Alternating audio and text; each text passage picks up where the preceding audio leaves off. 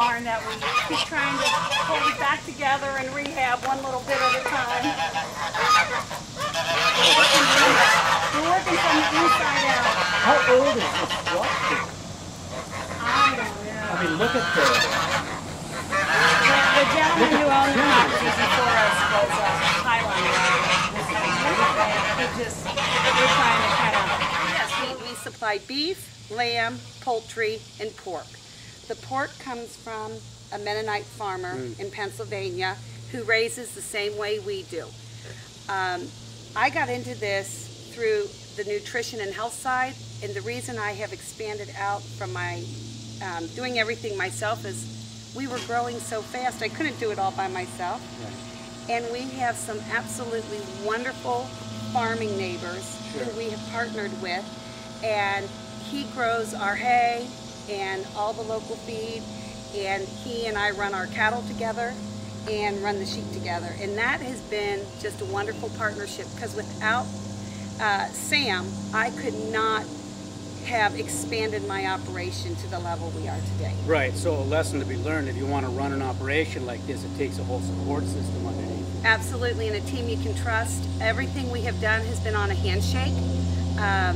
I know that some people have told me I need to have notarized lease agreements to be in the farm markets, this and that and the other.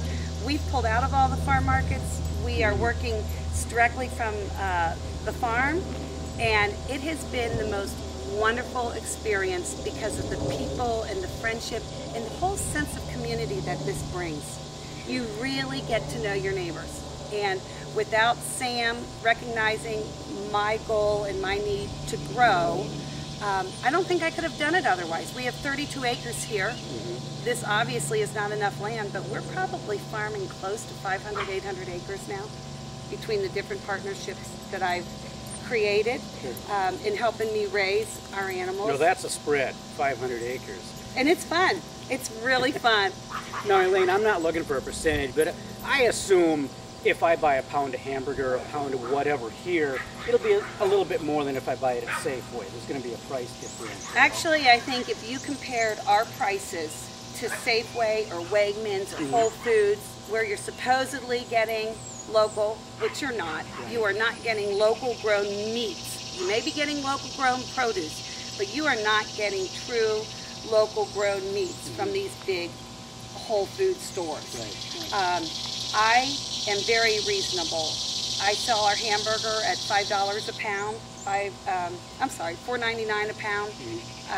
Sometimes we put that on sale at $4.50 a pound. Not often, but we do. Our chicken is $3.99 a pound on whole birds. And we've had reviews on your chicken, man. Yeah, and our chicken, by the way, the gentleman I met 6 years ago that we've developed up in Pennsylvania, because the poultry processor is in Pennsylvania. It's about 3.5 hours away from here. And some people say, well, that's not local. The problem is there are not poultry processors within 3 hours. No, when you say farm. poultry processors, that's the guys that pluck the chickens and do all the... Yes. Yeah. And to me, the processing is as important.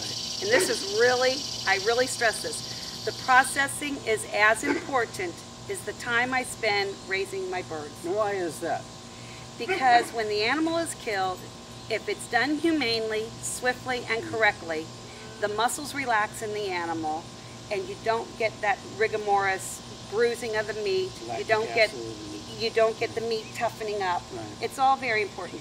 There's differences in processing birds. They have like a wet processing and a dry processing. And to me, the building and the facilities, the cleanliness of how those animals are processed, how they're stored, how they're stripped down. Yes. And not every processor is the same, and not every farmer is the same. And so I encourage people, go out and see the farm from whom you're buying your product from. Really get to know your farmer. Just because they're out of market, just because they say they're a farmer, it's just like doctors. Meet them, farmers interview and farmers. them. Yes. Well, that's what we did. Now, speaking of chickens, I was on the website and I saw the term heirloom chickens, and that really intrigued me. Do you have any old English game bantams? I used to raise those when I was a teenager. I have a couple Old English game roosters Standard. down there. Yeah. We have some barred rock. Yeah. And we hone in on the barred rock. We like their dual ability to lay eggs and to be plump. But most of the chickens that you see right here on the farm are a Rhode Island Red or Oh, yeah. Sex Link Good laying. because they're good laying Yeah. chickens. So The old 4-H days. Yep. All the laying hens are on this farm. All the meat birds are in Dog Pennsylvania. is grazing with the sheep. That makes sense. And the horse and the llama. And typically horses and llamas do not like one another. But on our farm, you either get along or you're gone.